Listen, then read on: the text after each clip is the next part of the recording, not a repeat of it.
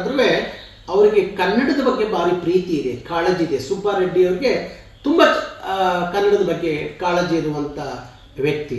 ಹಾಗಾಗಿ ಅವರೆಲ್ಲರ ಒಂದು ಶ್ರಮದಿಂದ ಬಹುಶಃ ನಮ್ಮ 2004ರಿಂದ ನಾನೇನು ಕನಸು ಕಟ್ಟಿದ್ನಲ್ಲ, ಈ ಭಾಗ್ಯಪಲ್ಲಿ ಹೋಗಿ ಭಾಗ್ಯನಗರ ಆಗಬೇಕು ಅಂತ ಹೇಳಿ ಅದು ನಾಳೆಗೆ ತೀರ್ಮಾನ ಆಗುತ್ತೆ ಅಂದಾಗ ನನಗೆ ಭಾರಿ ಖುಷಿ ಆಗುತ್ತೆ.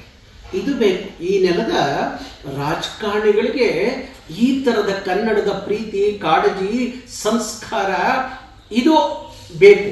ಆದಾಗ ಮಾತ್ರ ಕರ್ನಾಟಕ ಎಲ್ಲ ಕಾಲಕ್ಕೂ ಕನ್ನಡ ಭಾಷೆ, ಸಂಸ್ಕೃತಿ ಇವೆಲ್ಲವೂ ಸಂಸ್ಕಾರಗಳು ಎಲ್ಲವೂ ಶ್ರೀಮಂತಗೊಳ್ಳಲಿಕ್ಕೆ ಸಾಧ್ಯ ಆಗುತ್ತೆ. ಹಾಗಾಗಿ ಭಾಗ್ಯನಗರ, ಭಾಗ್ಯ ಅಲ್ಲಿರುವಂಥ ಎಲ್ಲರ